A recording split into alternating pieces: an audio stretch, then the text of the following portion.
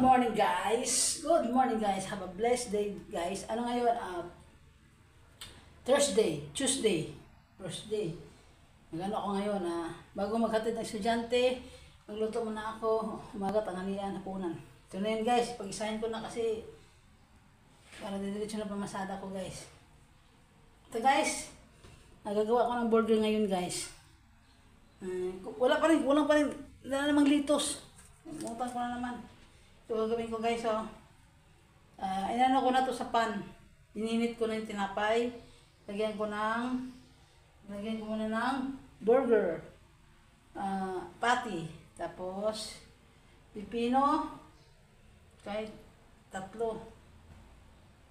Tapos lagyan mo ulit ng itlog. Nahugas akong kamay guys Itlog guys, itlog.